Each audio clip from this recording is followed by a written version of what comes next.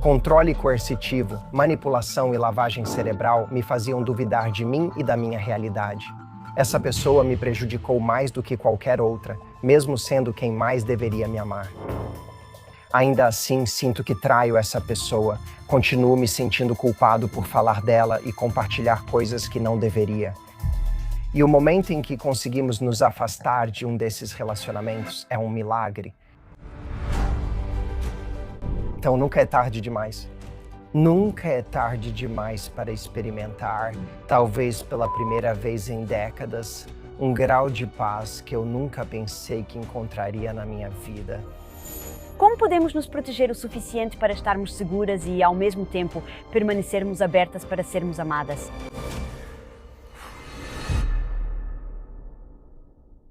Quase metade de todas as mulheres será manipulada ou controlada por um parceiro com quem acabarão se relacionando. E o pior de tudo é que até 56% de nós acabará voltando para outro relacionamento perigoso. Para cada mulher assistindo, como podemos nos proteger para estarmos seguras, mas sem deixar de estar abertas ao amor? Vá mais devagar. Eu acho que muita coisa é preservada quando vamos mais devagar. No amor, nosso julgamento é parcial. Nós queremos isso. Queremos isso intensamente. Para muitos, parece que o grande objetivo da vida é encontrar o amor. É um objetivo que persiste, independentemente do sucesso alcançado. Queremos que isso aconteça, e quando queremos que algo aconteça, perdemos a nossa objetividade. E o problema é que as próprias pessoas que se apresentam como aquelas que vão resolver o problema rapidamente, muitas vezes são as piores pessoas. As pessoas que aparecem dizendo todas as coisas certas, nos dando uma dose sedutora de atenção, dizendo tudo aquilo que sempre quisemos ouvir de alguém. Isso desperta uma enorme esperança. Então, antes que percebamos, já estamos seduzidos por isso, estamos envolvidos. É uma sensação muito boa. E eu aprendi a desconfiar de mim mesmo em situações em que sou seduzido tão rapidamente, quando me pego me derretendo tanto, quando me vejo tão ansioso. Sabe, de uma forma não natural. Porque normalmente isso significa que alguém foi incrivelmente encantador logo de cara. Eles sabem como se conectar, sabem como fazer você se sentir ouvido, sabem como fazer você se sentir especial, sabem como fazer você se sentir importante. E, aliás, essas coisas por si só não fazem dessa pessoa uma má pessoa. Ela pode ser alguém habilidoso em se conectar, um comunicador habilidoso. Isso não faz automaticamente dessa pessoa uma pessoa ruim.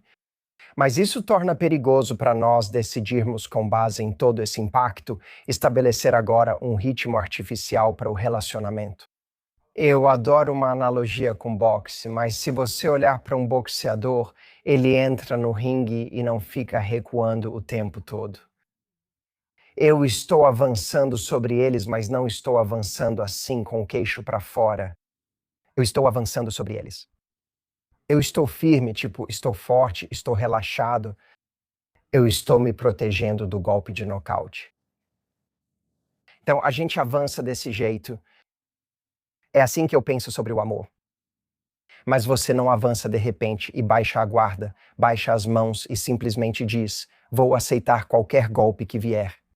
E eu acho que uma forma prática de fazer isso é dizer: deixa eu dar um pouco, deixa eu investir e depois testar.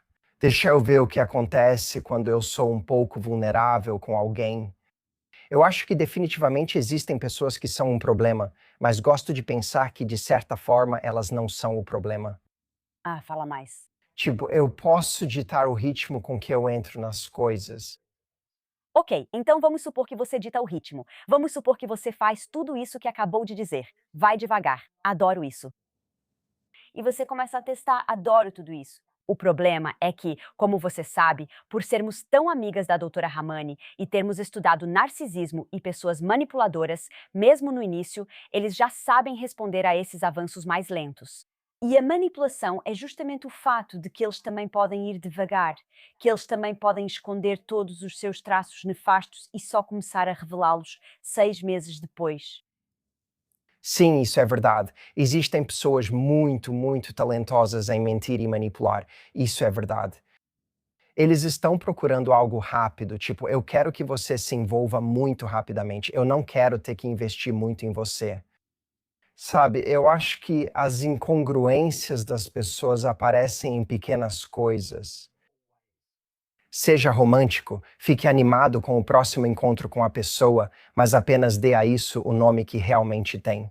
Você está no segundo, terceiro, quarto ou quinto encontro, você está saindo com um estranho. Você está no quinto encontro e pensa: eu realmente gosto dessa pessoa, e meu Deus, ela é tudo o que eu quero e assim por diante. Ela é uma estranha.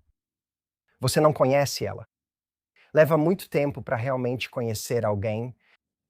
Então, eu acho que parte disso é um problema de dar nome às coisas, que achamos que conhecemos alguém melhor do que realmente conhecemos. Mas o que acontece é uma grande quantidade de projeção nesses estágios iniciais. Existe a famosa ideia sobre Homero escrevendo o personagem de Helena de Troia na Odisseia. Helena de Troia supostamente é a mulher mais bonita do mundo. Mas, como se sabe, ele na verdade não descreve como ela é. Sério? Eu não conheço essa história. Ele, ele a descreve através das reações das outras pessoas a ela, que são basicamente, sabe, eles ficam sem fôlego com a beleza dela. Eles não se surpreendem que guerras ocorreram por essa mulher, dada sua beleza, mas não ouvimos qual é a aparência dela. Isso permite que ela seja quem você quiser. Qualquer que seja seu conceito de beleza, você pode projetar sua versão da mulher mais bonita do mundo em Helena de Troia. Isso também acontece quando estamos conhecendo alguém. Quando começamos a conhecer alguém, nos apaixonamos por alguém que tem algum tipo de carisma, é atraente, é bonito, parece bem-sucedido, se apresenta como alguém atraente. Além disso, ainda demonstram gentileza ou certo charme para nós. E é essa ideia de que esse é o tipo de pessoa que eu gostaria, e ela acabou de demonstrar um pouco de doçura comigo, ou acabou de mostrar que gostou de mim de alguma forma. Isso se funde em uma combinação muito, muito poderosa. E nesse momento parece que eu encontrei a pessoa. Eu encontrei o que estava procurando. Mas essa pessoa agora é Helena de Troia. Você não sabe quem é essa pessoa, você só sabe o suficiente para perceber que aquele sentimento de se apaixonar por alguém está começando a surgir. Mas o que você não sabe sobre essa pessoa é muito mais amplo, muito mais vasto do que aquilo que você sabe sobre ela. Mas nós preenchemos tudo isso. Transformamos essa pessoa em alguém perfeito para nós. E o motivo pelo qual eu digo para ir devagar, não é porque todos os sinais estão sempre lá no começo. Eles não estão. Esse é exatamente o ponto. Você não tem como saber. Você não sabe. É fácil ir a um encontro e representar um papel. É fácil sair com seus amigos por uma noite e ser charmoso. É como se houvesse certos contextos em que eles conseguem se manter consistentes, mas você não viu quem eles são com a família deles. Era isso que eu ia dizer. Me dê alguns contextos diferentes onde você acha que vai começar a ver quem eles realmente são. Então, o que me veio à mente é: se eles estão em um desentendimento ou discussão, como eles realmente lidam com isso? Eles levantam a voz, eles passam a intimidar, eles escutam a outra pessoa? Então, me dê mais alguns exemplos que você acha que podem realmente começar a mostrar isso. Eles estão estressados às 2 da tarde numa terça-feira. Eles estão super estressados com alguma coisa que está acontecendo no trabalho. Em quem eles se transformam? Ahm, Eles vivem um período agitado e talvez estejam menos disponíveis, mas como eles lidam com isso? Quando você os vê com a família, você vê alguém que respeita as pessoas que ama ou alguém que só tira proveito? Eles têm amigos? Eles têm. Se eles não têm, isso é algo para prestar atenção. Porque pessoas que são narcisistas ou estão nesse espectro, em algum lugar desse espectro, têm dificuldade em manter relacionamentos a longo prazo. Isso te diz algo? Onde estão as pessoas que ficaram muito tempo na vida delas? Como são esses relacionamentos? Essas são todas coisas contextuais que você simplesmente não vê. Em uma espécie de bolha romântica que você cria com alguém num período intenso. Sabe, uma coisa que eu realmente acabei de pensar enquanto você falava é ficar doente. Sim, Voltando à doutora Ramani, algo me marcou muito. Muitas pessoas permanecem em relacionamentos narcisistas porque pensam que não querem ficar sozinhas. Ela diz: quando você tiver 80 anos e começar a ter Alzheimer, o narcisista não vai querer te ajudar nem cuidar de você. Ele vai te abandonar de qualquer forma. Então, até pensando em quando você está doente, o que eles fazem? Eles simplesmente mandam você deixar disso? Eles levam caldo de ossos e remédio para sua casa quando você está mal? Como lidam em não ser o centro das atenções ou do relacionamento? Quando você está com alguém assim, você já está sozinho.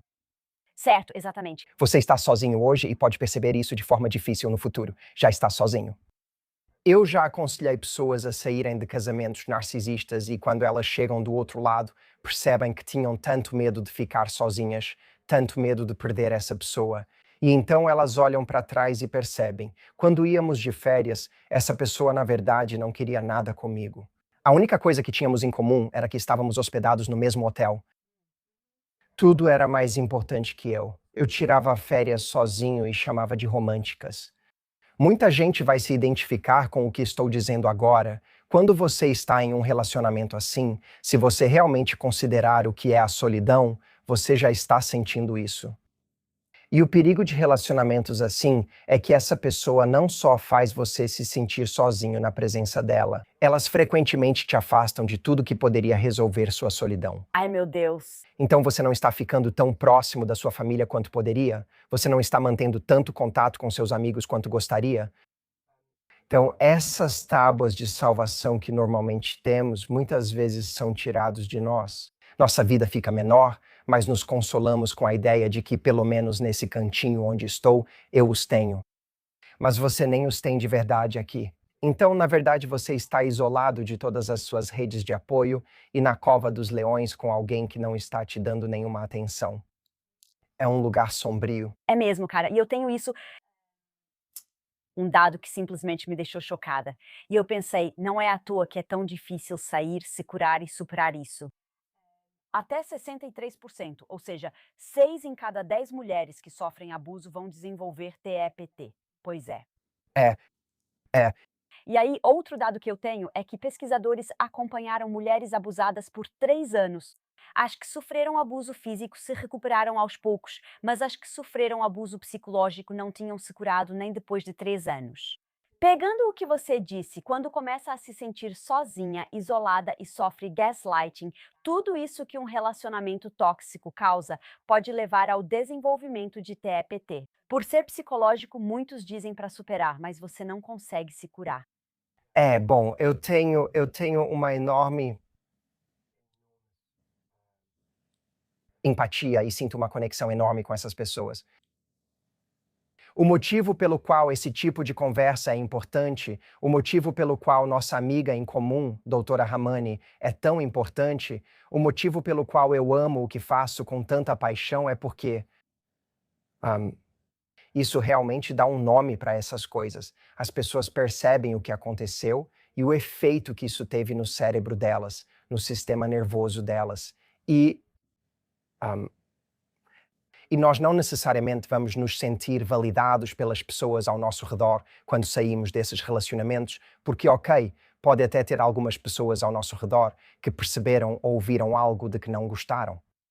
Dizem, que bom que você terminou com essa pessoa. Eu nunca te disse como realmente me sentia, mas ouvir que, sabe, as pessoas ao seu redor tinham preocupações sérias sobre a pessoa com quem você estava ou não gostavam de certas coisas, mas não falaram nada pode ser realmente difícil no final de tudo. Posso te fazer uma pergunta difícil? Elas estão fazendo vista grossa? Porque a verdade provavelmente seria que, se sua amiga realmente falasse, você provavelmente a rejeitaria e depois deixaria de ser amiga dela. Sim, acho que essa é a situação impossível em que um amigo ou familiar se encontra. Se eu for totalmente honesto, posso perder minha irmã. Posso perder minha amiga porque proximidade é poder, e você sabe, isso se torna um trauma por 1000 cortes. Certo. Sim, E isso se acumula com o tempo. isso é realmente uma forma de controle coercitivo. Controle coercitivo, manipulação, lavagem cerebral, sabe? Alguém constantemente fazendo você duvidar de si mesmo, fazendo você duvidar da sua própria realidade. É aí que entra o gaslighting. Então existem todas essas coisas que as pessoas fazem que aos poucos nos roubam a confiança, o senso de realidade, o senso de identidade. Eu fico tipo, eu não sei o que há de errado comigo. Eu não sei porque estou deprimido. Eu não sei porque estou constantemente ansioso. Eu não sei porque estou constantemente com medo.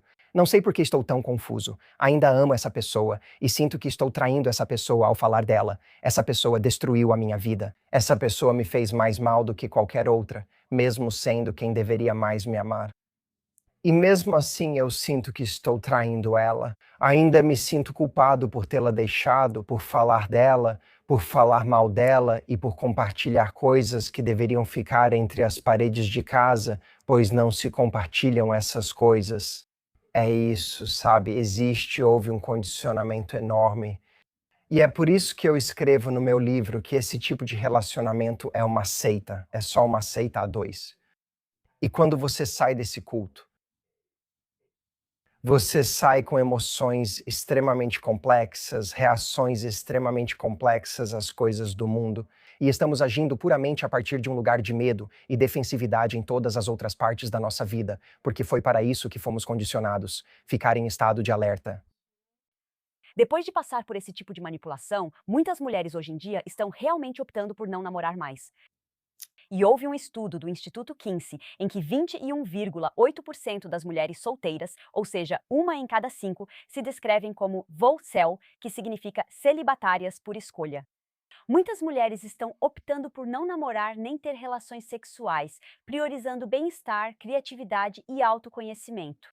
Então, muitas mulheres, até mesmo no início dos 30 anos, agora estão dizendo: cansei dos homens. Eu entendo o porquê, eu entendo o mecanismo de proteção e por que isso seria poderoso nesse momento. Quando você se sente tão destruída e se sente fortalecida para pensar que se dane os homens, não preciso deles. Eu entendo. O problema é que eu sinto que elas estão se fechando para algo que poderia ser potencialmente lindo na vida delas no futuro. Só que elas nem acreditam que isso seja possível. Essa é a parte pela qual acho que precisamos ter uma empatia enorme, porque para algumas pessoas, não para todas, mas para algumas, parece que as oportunidades são tão escassas, tão raras. E mesmo quando elas aparecem, nunca é de verdade. Que eu não posso continuar fazendo isso. Eu não posso continuar criando expectativas, eu não posso continuar baixando a guarda, eu não posso continuar vivendo na expectativa de algo que não está acontecendo. E toda vez que acontece, isso só me decepciona ou parte meu coração, ou os dois. Eu não consigo fazer isso. Eu não posso continuar fazendo isso. E por trás dessa resistência, aliás, há um poder nisso. Sabe, se você pegar um exemplo um pouco diferente do que você está falando, da pessoa no início dos 30 anos, se você pegar alguém no final dos 60 anos que finalmente conseguiu se libertar de um casamento tóxico e narcisista de 40 anos que ameaçava destruí-la e no qual ela poderia ter ido para o túmulo ainda presa. Antigamente, aliás, era assim, todos permaneciam nesses relacionamentos de certa forma. Sim. Certo. Então, a maioria das pessoas, as pessoas iam para o túmulo em gerações anteriores com esses relacionamentos, porque elas nem sentiam que tinham outra opção. Eu ia dizer, como mulher, você não podia ter uma conta bancária, não podia comprar uma casa. Então agora imagine você nessa situação. Você ficaria na miséria. Se saísse, ficaria na miséria. Sem falar que seria excluída socialmente e decepcionaria seus pais. Você pareceria louca por fazer isso. Você pareceria Ostracizada da sua religião. ostracizada da religião. Em alguns lugares teria que temer pela vida. Sim. Então, isso é um luxo que foi concedido às mulheres há pouquíssimo tempo.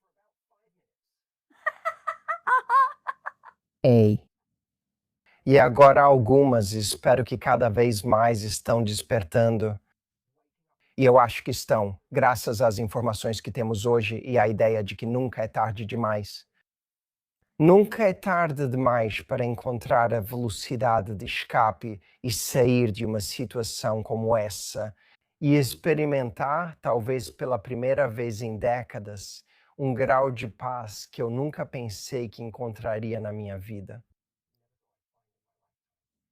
E para essa pessoa que então diz: eu nunca mais quero conhecer outro parceiro romântico na minha vida. Eu encontrei paz onde estou hoje. Eu tenho amigos e esses são relacionamentos recíprocos que são quem dizem ser, que fazem o que dizem que vão fazer, que estão ao meu lado. Eu tenho familiares que restaram, que eu amo, que me amam e não me fazem duvidar da minha própria realidade a todo momento. Eu reencontrei meu senso de propósito ou significado ou alegria. Sim, eu estou bem. Eu não quero trazer isso de volta para a minha vida. Para mim, acabou. E sim, claro, muito disso vem do trauma. Podemos dizer que há uma limitação aí, porque talvez elas pudessem ser felizes tendo conhecido outra pessoa. Talvez pudessem se surpreender. Gisele Pelicot. Ai, meu Deus. Sabe, essa foi a história que comoveu o mundo sobre a mulher na França que sofreu abuso nas mãos do marido por muitos e muitos anos e não fazia ideia do que estava acontecendo. Eles foram casados por 50 anos, cara. Essa é uma mulher que tem todo o direito. Você pode explicar caso as pessoas não saibam exatamente o que aconteceu? Então, sim, quero ser sensível na forma como falo sobre isso. Mas basicamente o marido dela permitia que outros homens a abusassem, a estuprassem enquanto ela dormia. Ele a drogava. Ele a drogava e ela ficava inconsciente. E isso aconteceu por anos. E isso chocou tanto as pessoas porque para a maioria ia além do pior cenário que elas poderiam imaginar. Quando falamos de trauma com T maiúsculo, e eu acabei de ler um artigo na BBC algumas semanas atrás que dizia que Gisele Pelicot estava em uma conferência e ela disse: "Acho que ela está na casa dos 70 anos agora", ela disse. Nunca imaginei reencontrar isso. Achei o amor. Ai, meu Deus, não acredito. E você pensa, essa mulher é. Então ela diz, eu encontrei isso, e eu olho para isso e eu penso, essa mulher é verdadeira. Eu fico todo arrepiado só de falar sobre isso, porque ela é incrível, ela é incrível. Passar por isso na vida e ter todos os motivos para nunca mais confiar em ninguém, especialmente em homens. E então fazer campanha de forma agressiva contra esse tipo de comportamento para conseguir que uma nova lei seja aprovada na França por causa do que aconteceu com você. E então, de alguma forma, contra todas as probabilidades, continuar aberto. Eu não sei como ela conseguiu. Eu adoraria conversar com ela e descobrir como você fez isso, o que você fez, onde. Como essa abertura se manifestou, foi consciente, foi inconsciente, alguém apareceu e simplesmente te surpreendeu. O quê? Mas em algum lugar ali, ela encontrou uma fresta na porta do seu trauma para experimentar isso novamente. Então, eu não digo nada disso para dizer o que as pessoas deveriam fazer, nem que alguém esteja errado por optar por ficar fora disso. Sim. Para alguns, pode ser a decisão certa. E pode ser que, em determinado momento da vida delas, a troca não valha a pena para elas. Mas não devemos confundir isso com a ideia de que encontrar um relacionamento saudável e amoroso que desafie as experiências que tivemos até agora seja impossível.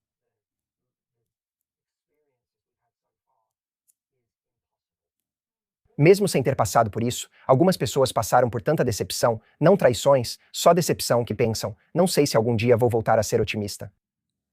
Mas eu acho que a gente tem que reservar um pequeno espaço dentro de nós, pelo menos para o desconhecido.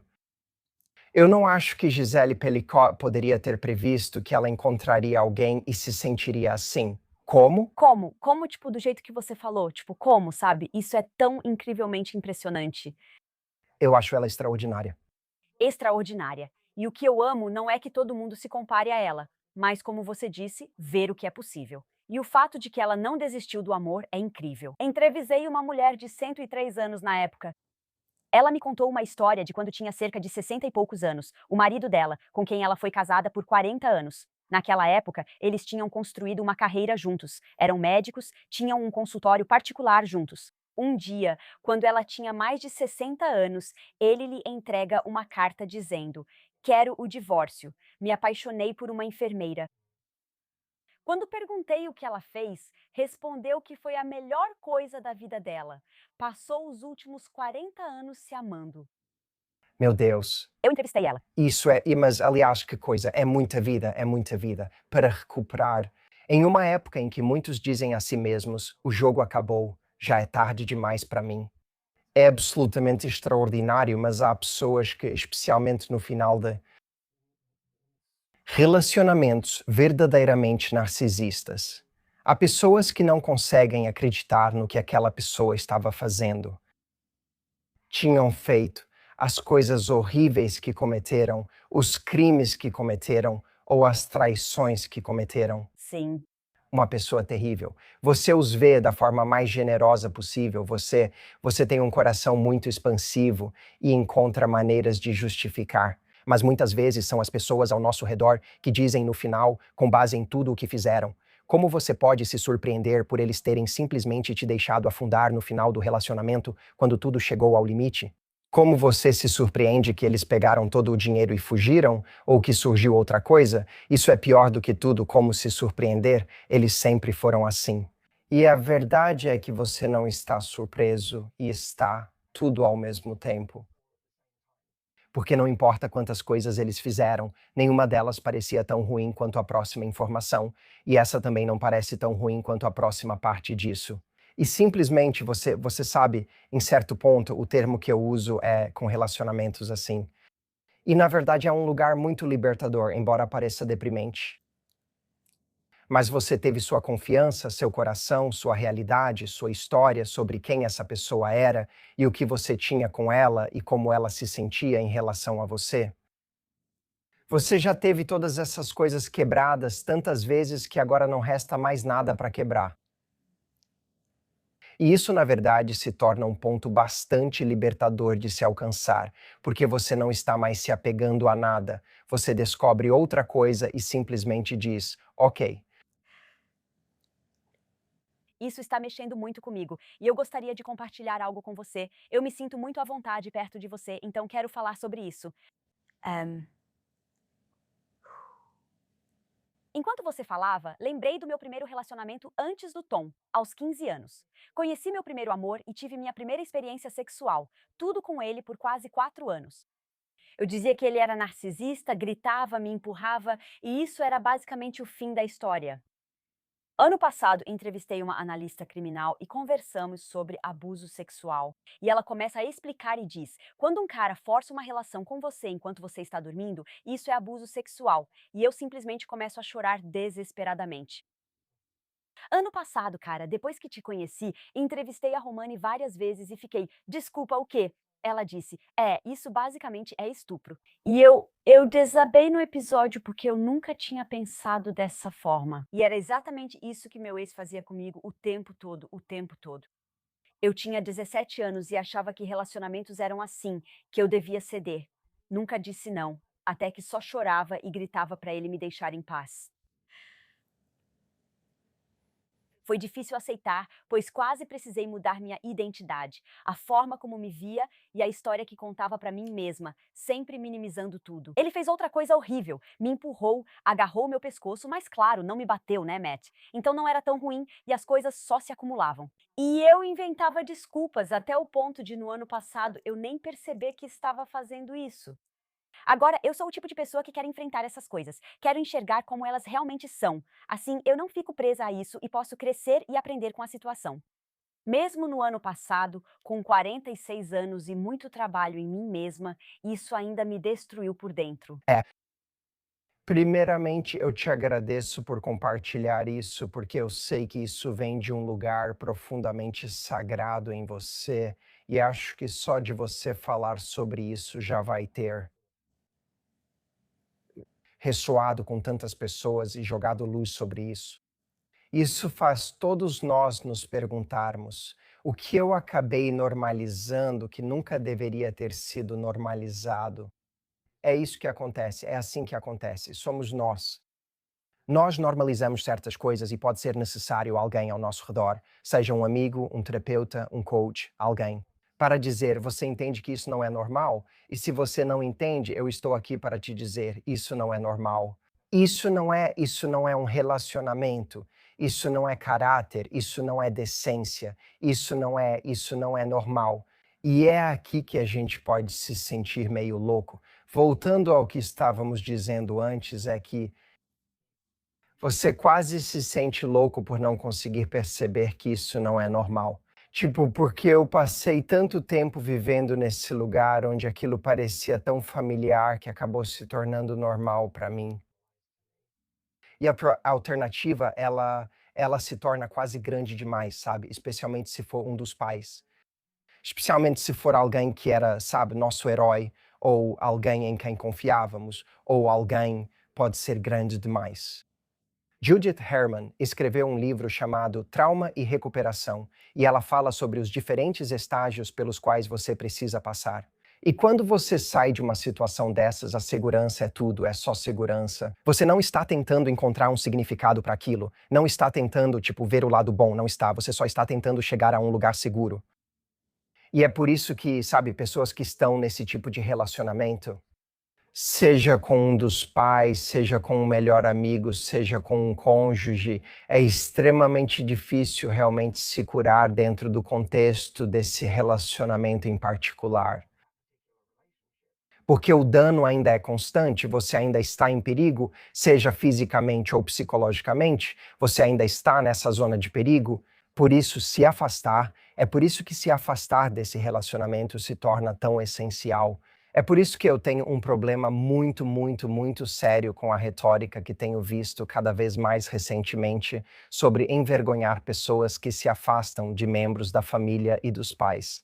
Tem havido uma espécie de reação do tipo: agora todo mundo é sensível demais, ninguém pode discutir com membros da família, ninguém pode discordar. Agora as pessoas estão cortando contato com os pais. E eu quero dizer, tipo, você tem noção da porcentagem de pessoas que ficam afastadas dos pais só porque eram um pouco sensíveis demais comparado com a porcentagem de pessoas que realmente fazem isso? Depois de anos e anos e anos de tortura, sofrimento, questionando a si mesmos, tentando de tudo para fazer o relacionamento dar certo, sabe? E corroendo a confiança e a identidade, colocando-se em risco constantemente. A porcentagem dessas pessoas que, eventualmente, depois de esgotar todas as outras opções, finalmente chegam ao ponto de dizer: eu não aguento mais. Essa é a história. E Sim. nós temos que começar a perceber isso sobre esse tipo de relacionamento. O momento em que conseguimos sair de um desses relacionamentos é um milagre, não é algo para se envergonhar. É um milagre porque só então, para fazer referência ao trabalho de Judith Herman, só então é que você realmente pode chegar a um lugar de segurança psicológica, na maioria das vezes. Isso é, de certa forma, o que Viktor Frankl encontrou em sua mente nos campos de concentração. Mas o primeiro passo é a segurança. Foi quando você saiu desse relacionamento. Depois vem a lembrança e o luto. E a lembrança e o luto é onde você realmente faz o trabalho de processar e contar a história do que aconteceu, do que realmente aconteceu, e lamentar o que foi perdido, sofrer pelo que foi perdido. Então nós processamos isso. E depois vem a reconexão, que é quando nos reconectamos com o mundo, seja lá o que isso signifique para nós. E é essa parte que me preocupa, que as pessoas não estão fazendo agora. Elas não estão se reconectando com o mundo, seja em outro relacionamento ou não. Elas estão se fechando. Não estou aqui para julgar ou dizer como cada um deve viver. De verdade, Matt, o motivo pelo qual eu comecei esse maldito programa em primeiro lugar foi: como mulher, que tipo de vida você quer ter e como diabos você consegue isso? Tipo, essa é a minha premissa. Estou aqui para ajudar mulheres a alcançarem isso. Se alguém pensa: não quero amor, já passei por isso e prefiro assim, tudo bem, viva como quiser. O que me preocupa é, seja você jovem com 20 e poucos anos ou qualquer idade, quando você simplesmente se desliga completamente do amor. E eu tenho uma citação e quero que você me diga se concorda com ela ou não. Eu li, não lembro onde foi, e isso me marcou muito. Os homens querem uma mulher que não existe mais. As mulheres querem um homem que ainda não existe. Os homens buscam uma mulher que já não existe, a mulher dos anos 50. Já as mulheres querem um homem que ainda não existe. Fiquei curioso sobre qual seria esse exemplo. Na verdade, não deram exemplo, mas pensei: será que elas querem masculinidade e feminilidade juntas em uma pessoa? Acredito que seja isso o significado. Ahn, eu me lembro que o assunto era todo sobre masculino, feminino e ficava indo e voltando nisso, tipo masculino isso, feminino aquilo. Homens devem fazer isso, mulheres devem fazer aquilo. Um dos pontos discutidos era que o homem deve ser o tomador de decisões, como o CEO do relacionamento. E no final das contas, as mulheres acabam acatando a decisão dele. Eu ouvi isso e pensei, isso é um aval para o abuso. Tipo, qualquer pessoa que já tenha passado algum tempo realmente estudando relacionamentos sabe disso.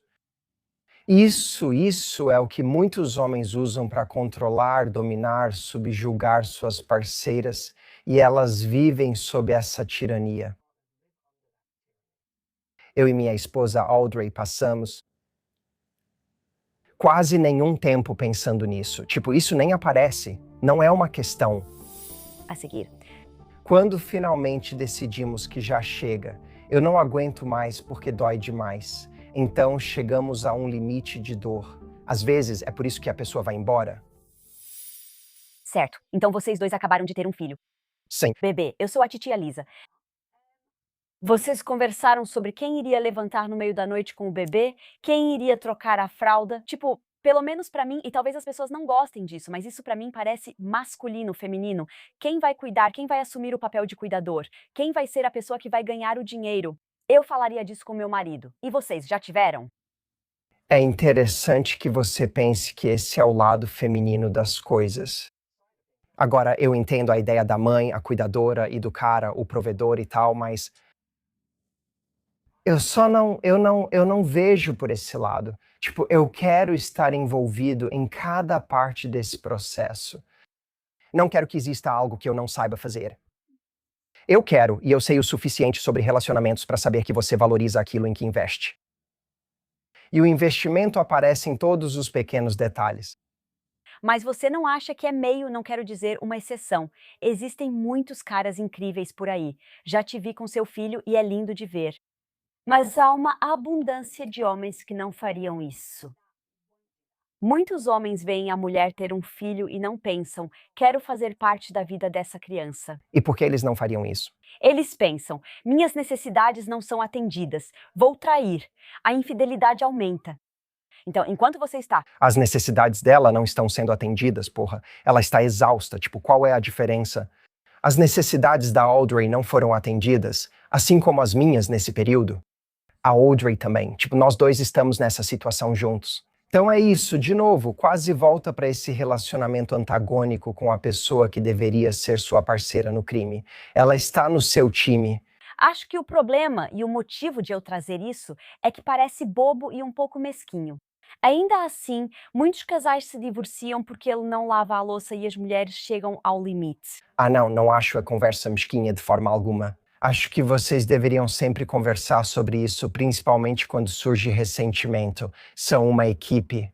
Tipo, quando a gente sai para um encontro e posta sobre isso, Audrey recebe mensagens perguntando: cadê seu bebê? Ela recebe mensagens diretas de pessoas perguntando: cadê seu bebê? E você não recebe. Você tem ideia de quantas mensagens diretas vou receber por participar desse programa? De pessoas dizendo: cadê seu filho? Você acredita que essa discussão sobre masculino e feminino prejudica ambos os lados? Sim, eu acho que isso machuca todo mundo. Eu não quero estar em um relacionamento onde eu nunca possa ter sentimentos. Eu não quero estar em um relacionamento onde eu nunca possa ser vulnerável. Eu não quero estar em um relacionamento onde eu não possa ir até minha esposa e dizer: você pode me ajudar a decidir isso? Porque estou tendo dificuldades com isso. Você pode tomar essa decisão por mim? Tipo, você vai estar com um ser humano imperfeito, cheio de falhas. E encontre alguém que torne a vida melhor. Encontre alguém que faça você se sentir mais você mesmo. Agora quero seguir em frente. Você conheceu essa pessoa e percebeu que talvez seja jovem. Você só percebe que a pessoa é tóxica quando acontece e fica sem saber mais o que é para cima e o que é para baixo. Talvez crie coragem para sair e reconstrua sua autoestima. É, Há quem prometa nunca mais amar para não ter o coração partido de novo. Há também quem pense, ok, vou aprender com isso e tentar novamente. E tem aquela pessoa que simplesmente pula direto para outro relacionamento porque quer anestesiar a dor do coração partido com intoxicação emocional, amor, etc. Então você tem esses três tipos de pessoas. Me fala sobre desilusão amorosa. acabei de fazer um vídeo no YouTube no meu canal que focava em 4 tipos diferentes de desilusão amorosa. Não importa se namorou por 3 meses ou 30 anos, você pode sentir isso. É possível sentir isso por alguém sem ter namorado. Então, a desilusão amorosa pode atingir qualquer pessoa em qualquer fase da sua vida amorosa. Acho que muitas pessoas estão de coração partido, seja por algo que deu errado ou porque alguém as deixou. Mas também há muita decepção existencial agora, em que a vida amorosa das pessoas não aconteceu do jeito que elas imaginavam que aconteceria até esse momento da vida. Muitas pessoas dizem: estou emocionalmente no momento mais sombrio da minha vida. Eu mal estou sobrevivendo agora. Eu, me comprometi que iria focar nessas pessoas este mês. Podemos passar pelos 4? Vamos fazer isso. Eu adoraria sim. Então, você realmente disse o número 1, aquele em que a decepção nunca aconteceu de verdade, onde você imagina que está com essa pessoa, sonha em estar com ela e isso nunca acontece de fato. Então, me fale sobre o que isso causa. Isso, na verdade, é uma decepção amorosa, na verdade. Aliás, você pode explicar como isso é uma decepção amorosa? Sim, e eu penso nisso de duas maneiras. Primeiro, a pessoa com quem você realmente nunca namorou. Então seria como aquela pessoa que você conheceu no trabalho, por quem você realmente se interessou e eventualmente percebe que ela não sente o mesmo por você, mesmo que vocês tenham tido uma ótima conexão. Mas também tem aquela pessoa com quem você chegou a sair algumas vezes e isso nunca virou um relacionamento. Sabe, você já saiu em alguns encontros. Eu lembro do cara de 500 dias com ela, Joseph Gordon-Levitt. Na cabeça dele, ele achava, essa é a pessoa certa para mim. E ela nunca levou ele a sério. Ela nunca esteve tão envolvida com ele. Então ele teve o coração partido. Mas vejo os dois casos como ter o coração partido por alguém com quem nunca namoramos. E é difícil por causa do que mencionamos antes. Você criou uma ideia na sua cabeça de quem essa pessoa é e de como vocês combinam. O problema é a falta de informação. Você não sabe como essa pessoa seria em um relacionamento, nem como seria a intimidade com ela pelos próximos 20, 30 ou 40 anos. Você realmente não sabe. O problema com a pessoa com quem você nunca namorou é que ela fica meio que congelada nessa postura perfeita, Ah, sim, uma versão ideal de quem eles são. que nunca precisa ser realizada. A vida nunca tem a chance de provar que você está errado. Você chega ao ápice da idealização que faz dessa pessoa. E então, o fato de que você nunca os teve de verdade, significa que a vida os congela nesse auge. Agora, todo mundo com quem eu saio depois disso acaba sendo comparado. Ah, entendi. Isso com esse auge em que eles estão.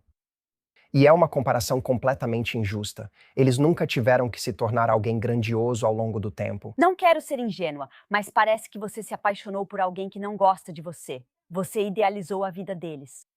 Você já percebeu que isso é sofrimento amoroso de verdade? Pode realmente destruir uma mulher. Enorme. Sério? Sofrimento amoroso enorme. Por favor, explique isso então. Eles passam a duvidar de si mesmos? Que efeito dominó torna tudo tão ruim? Acho que, em um nível mais profundo, todos nós estamos buscando. Nós queremos amor. E se o amor tem sido difícil de encontrar, se alguém especial tem sido difícil de encontrar, e então aparece alguém que representa esperança nisso. Então não é que eles sejam apenas uma pessoa. Nós nos conhecemos há 3 semanas. É que alguém chegou e parecia ser a resposta para uma pergunta existencial que tivemos desde que nos lembramos, que é: será que um dia vou encontrar o amor? Será que um dia vou encontrar a pessoa certa para mim? Será que um dia vou conseguir compartilhar minha vida com alguém? E essa pessoa parecia ser a esperança. Isso me fez baixar a guarda de novo o suficiente para dizer: meu Deus, talvez seja real, talvez realmente exista. E então não estamos perdendo uma pessoa que conhecemos há um mês. Estamos perdendo Helena de Troia. Esse é o ponto. Isso foi tão bem explicado. Esperança é uma palavra tão poderosa, tão poderosa. E tirar a esperança. E isso alimenta esse sofrimento amoroso existencial, lá vamos nós de novo, eu encontrei esperança. Achei que finalmente encontrei alguém de quem eu gosto e que também gosta de mim. E agora estou condenado a voltar para onde comecei, um lugar que parece sem esperança e um lugar de ansiedade sobre meu futuro, solidão no presente. E eu não suporto isso. Transferimos esses sentimentos para essa pessoa, mas é algo maior que ela. Obrigada pela explicação, não quero ignorar os sentimentos de uma mulher, só quero entender. Então, eu acho que isso é realmente útil para qualquer mulher que esteja ouvindo, para não sentir que precisa se julgar, tipo, espera aí, será que eu deveria me sentir tão mal assim? Eu adoro isso. E só para eu saber, eu sei que você disse especificamente, vamos falar com as mulheres nessa parte, mas eu quero dizer isso porque acho que vai fazer as mulheres se sentirem melhor. Eu recebo tantas mensagens de homens que fizeram exatamente a mesma coisa. Ah, interessante. Acabei de receber uma ligação. Eu tenho um programa de coaching onde um cara estava em uma chamada ao vivo comigo e ele basicamente estava descrevendo alguém por quem ele tinha se apaixonado no trabalho. E ele achava que ela era excepcional. Ele a achava maravilhosa e admirava seu caráter, quem ela era e como superou desafios na vida. Ela realmente tinha conquistado ele com quem ela era como pessoa, e então ele descobriu que ela não queria algo a mais com ele. E toda a postura dele era de uma pessoa de coração partido. Ele nunca tinha namorado essa pessoa, mas havia esperança ali e toda uma história sobre o que isso poderia ter sido. Talvez seja raro encontrar alguém que te faça sentir assim. Você criou muitas ideias na sua cabeça sobre o que isso poderia ser. Você se sente incrível com essa pessoa. Agora você está de luto por um futuro que nunca existiu e nunca vai existir.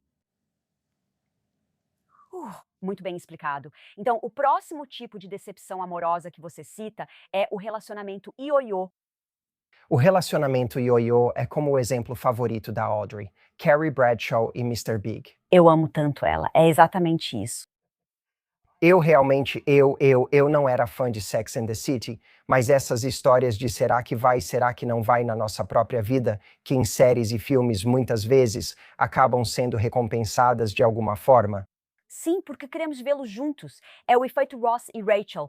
Em Friends, a audiência caiu quando Ross e Rachel ficaram juntos. Interessante, bem interessante.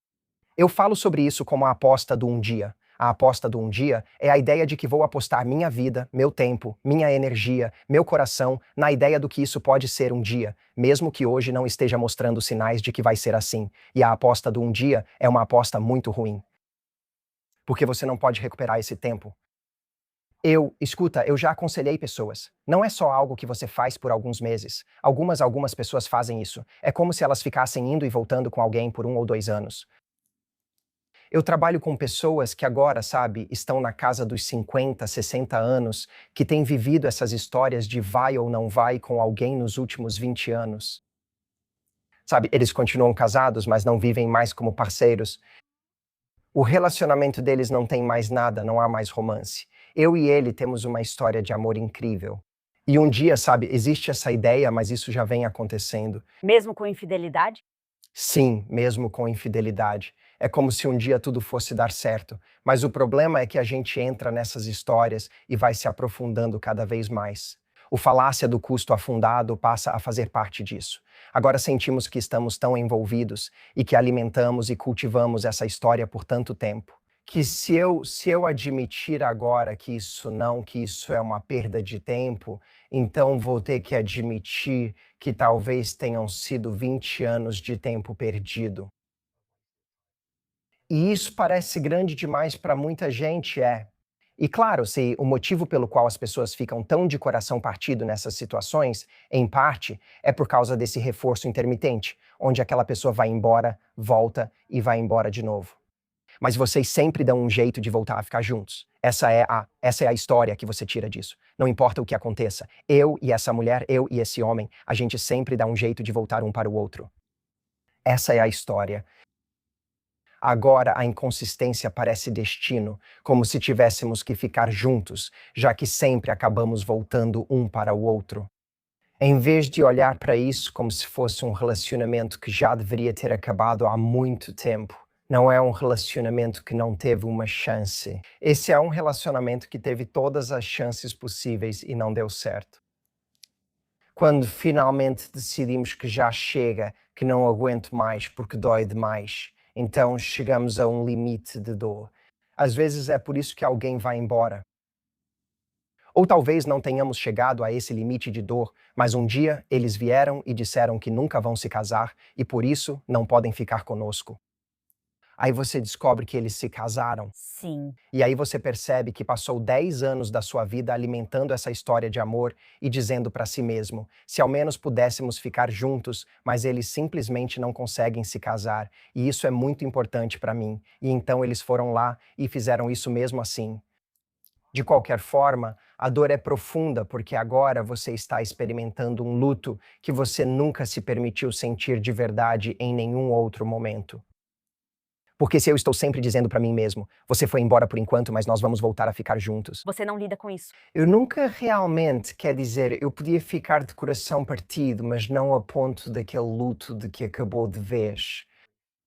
E para muita gente, nesse momento, elas estão de luto pelo tempo que perderam.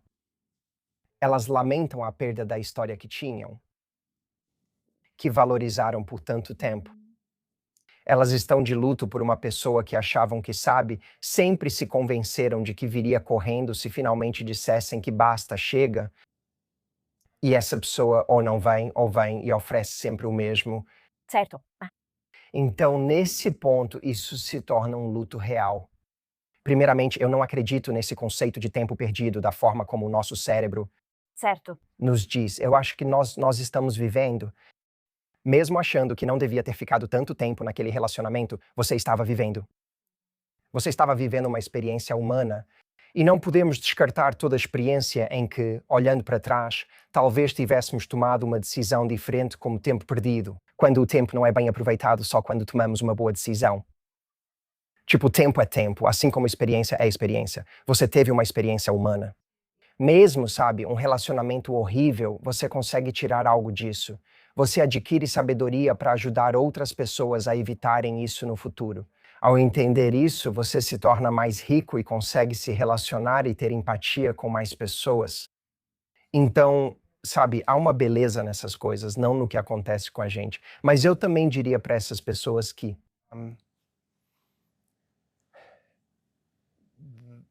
nós podemos ficar muito, muito irritados, o que aliás é algo produtivo. Eu acho que no começo, ficar bravo é uma coisa boa. Fique com raiva. Em vez de romantizar essa pessoa, fique bravo. Fique bravo por ter perdido esse tempo. Fique bravo porque aquela pessoa te iludiu e nunca te deu nada de verdade. Fique bravo, isso pode ser produtivo. Às vezes fazemos o contrário, romantizamos. Quando terminei com o Tom, meu ex que citei antes, fiquei com ele por 4 anos em um relacionamento de idas e vindas. Devemos ter terminado umas 50 vezes. Quero dizer, é simplesmente ridículo, coisa de relacionamento infantil mesmo.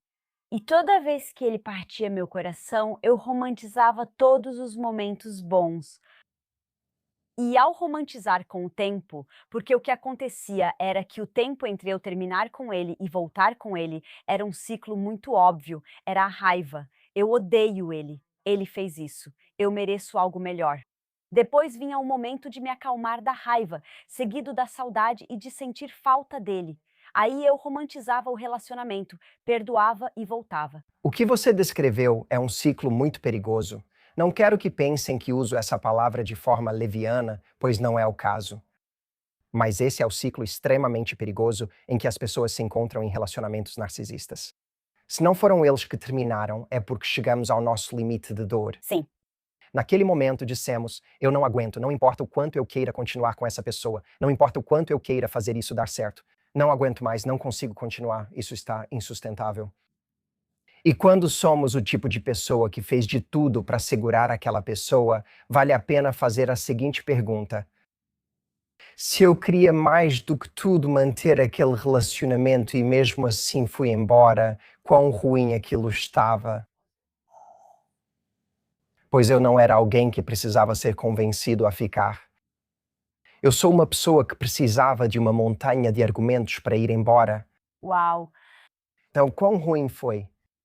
Quanta dor eu sentia? Quão ruim ficou para que eu, uma pessoa que faria de tudo para manter isso, ainda assim decidisse ir embora? Eu quero amor, eu quero um relacionamento, eu quero essa pessoa, eu quero isso, eu quero isso, eu quero isso, eu quero isso, e mesmo assim eu não consigo ficar. Quão ruim tem que ser para que isso aconteça? Agora, o problema é que quanto mais nos afastamos, mais esse tipo de amnésia se instala, porque agora esse é o ciclo realmente perigoso. Estar perto dessa pessoa é muito doloroso. Agora você se afasta dessa pessoa, você termina com ela, você vai embora e fica cada vez mais e mais distante. E de repente você sai disso, da força gravitacional de toda essa feiura, toxicidade, lavagem cerebral, gaslighting e comportamento que destrói a sua confiança. E você encontra um pouco de paz. O maior problema de tudo isso é que você associa a paz com a ideia de que o tempo passou e algo mudou, em vez de associar a paz com a distância. Oh, aham. Então, o motivo de muitas pessoas voltarem é porque pensam: estou me sentindo melhor, estou me sentindo mais em paz agora, estou me sentindo mais forte. E eu não estou mais conectado à dor da mesma forma que estava quando saí. E minha memória volta para todas as experiências positivas. Então, nós associamos o fato de estarmos nos sentindo melhor com eles terem mudado. Uma conclusão sem lógica. E tudo o que fazemos é gravitar de volta para a chama que nos queimou, porque estamos nos sentindo melhor. Nós nos sentimos melhor porque conseguimos escapar, não porque algo realmente mudou. Então esse é o ciclo. A gente esquece a dor. E eu realmente incentivo as pessoas. Não esqueçam. Não esqueça, continue em contato com isso. Anote. Escreva as coisas que eles fizeram. Continue se lembrando. Imagine seu melhor amigo. Imagine alguém que você ama e pergunte a si mesmo: eu, em 1 milhão de anos, imaginaria a pior coisa que eles fizeram? Eu conseguiria me imaginar fazendo isso com meu amigo agora? O que diabos eles diriam? Quanto tempo eu me sentiria péssimo por isso? Quanto tempo, quantos anos de culpa seriam necessários para eu conseguir me conectar com isso? Então, nesse segundo tipo de decepção amorosa, o relacionamento de idas e vindas, eu só quero incentivar as pessoas a reconhecerem isso. O motivo de você ter ficado tanto tempo não é porque você é burro. Não, você não é um idiota. Você não fica pensando: como pude ser tão idiota, perder tanto tempo, deixar alguém fazer tudo isso por tanto tempo e não me valorizar? Tinha algo mais profundo acontecendo com você. Seja por não acreditar que você merecia algo melhor, seja por condicionamento da infância, dos seus pais ou de um dos pais, ou de um relacionamento precoce que te ensinou um conjunto muito ruim de regras para relacionamentos. E por ser algo familiar, você se convenceu ou foi convencido por aquela pessoa que você não podia viver sem essa pessoa, que você precisava dessa pessoa, que você não sobreviveria sem essa pessoa, que você não era capaz. Havia algo mais profundo acontecendo, e isso é verdade para todos nós. Mas a questão é que quando você está com alguém que é genuinamente, realmente tóxico, essa pessoa vai estar lá para reforçar essa crença. Sempre. Minha crença era que eu não era boa o suficiente. Nenhum garoto gostava de mim. Eu sofria bullying, tinha cabelo crespo e usava aparelho. Era o pacote completo. Lá estava eu, aos 15 anos. Esse garoto finalmente gostou de mim e foi meu primeiro namorado. Ao olhar para trás, vejo que cada insegurança só foi confirmada por ele e isso me manteve lá. E ele dizia para mim, toda vez que eu pensava em ir embora: eu te amo. Ninguém vai te amar tanto quanto eu. E quando você tem 17 anos, você realmente não sabe de nada. E eu realmente acreditava nisso. Mas o ponto B é que muitas mulheres nesse tipo de relacionamento duvidam de si mesmas, têm várias questões e, estando com alguém nefasto, essa pessoa usará isso como munição. Sempre. É tipo o básico, né? Se eu puder aprender o suficiente sobre você para saber O que desencadeia. o que desencadeia, eu vou acionar esses gatilhos toda vez que eu tiver oportunidade e posso te controlar através disso. Sim, Sim. tudo certo. Agora vamos ao terceiro, o amor a longo prazo. Então, o amor a longo prazo, sabe, pode ser um relacionamento duradouro ou um casamento que chega ao fim. E, sabe, isso é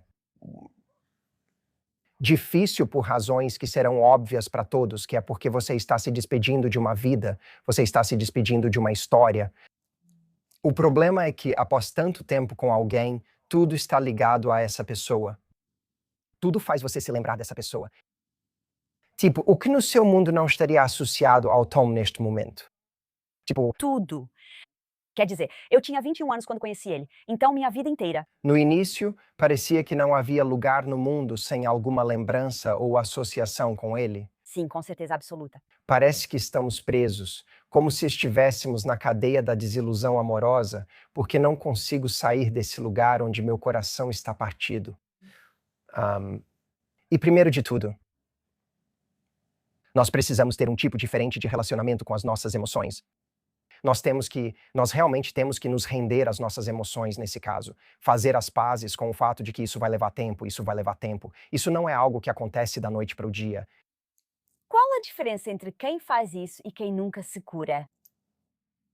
Na verdade, se render às nossas emoções significa não se refugiar nos pensamentos o tempo todo, não escapar. Então nós não estamos como algumas pessoas querem escapar usando muletas, seja bebida, seja comida, seja drogas, seja sexo. Isso é demais para eu sentir. Então, alguém pode correr direto para outro relacionamento ou pode ficar com várias pessoas, e isso só adia o momento em que você vai se sentir melhor. Vou aceitar que estou entrando em uma fase difícil. Emoções difíceis pela frente e eu não sei por quanto tempo, mas provavelmente isso não vai embora na próxima semana. Vivo sendo afetado por gatilhos. E provavelmente daqui a um mês eu ainda vou ser afetado por gatilhos, porque outra coisa vai acontecer. Vou ver online uma foto deles que vai me abalar, um amigo vai citá-los numa conversa e vou passar de carro pelo nosso restaurante favorito. E o que estou dizendo é a antecipação de que isso vai acontecer. Eu vou continuar sendo afetado por gatilhos. E tudo bem, não é algo que deve ser evitado. Preciso me permitir ficar nisso. Tipo, me preparar, sentir isso, me permitir viver o luto. Eu perdi o futuro que achei que teria, e talvez algumas das formas como isso terminou façam você reavaliar certas partes da sua história. Às vezes, de forma dolorosa, perdemos parte da nossa história ou do que pensávamos ser nossa história com alguém pelo que aprendemos. Mas estamos de luto, é luto. É luto, e tratar isso como luto, na verdade, faz parte da resposta.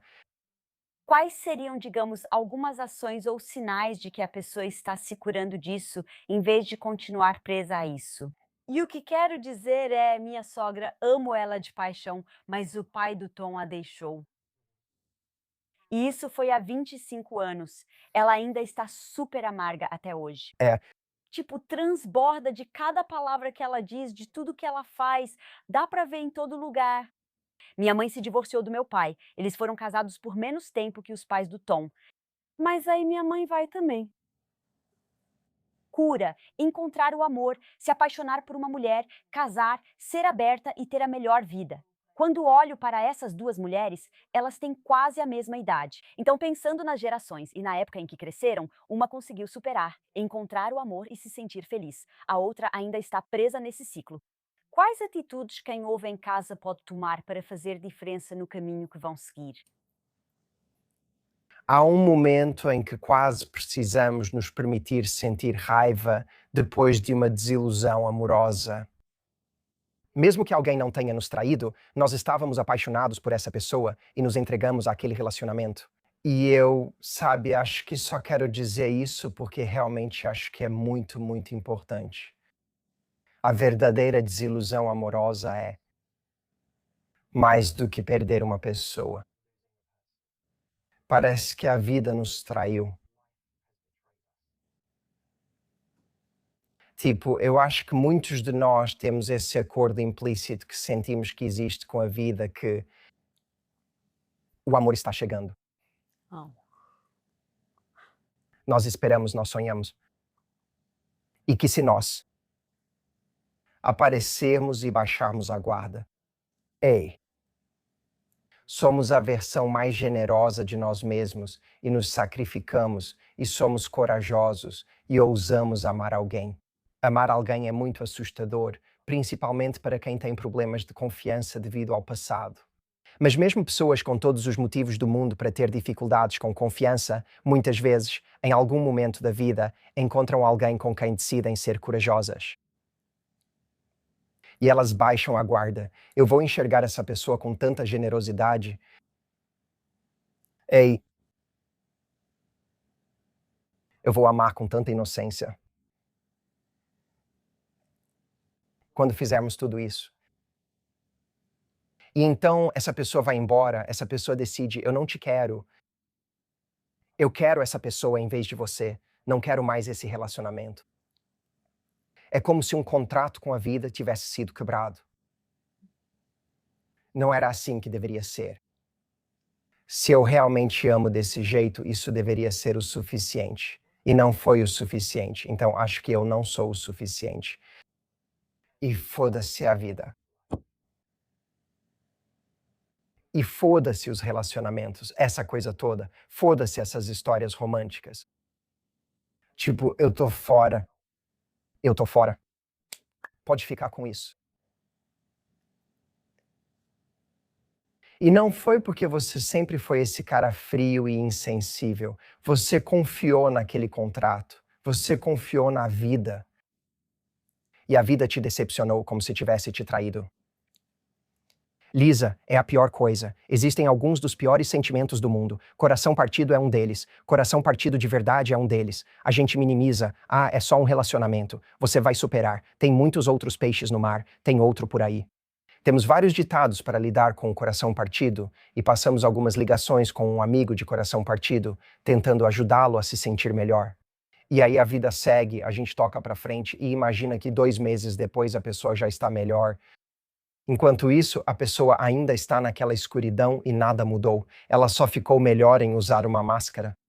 Ela ficou melhor em ir trabalhar e, sabe, sentar para jantar e seguir a rotina da vida como uma pessoa fragmentada que mostra uma face em público e vive outra vida torturada na vida privada. E isso se torna uma forma própria de sobrecarga, porque você fica exausto. Você fica exausto de viver essa vida fragmentada. No exemplo da sua sogra, Sim. esses estados, que são totalmente compreensíveis, podem se tornar vícios por si só.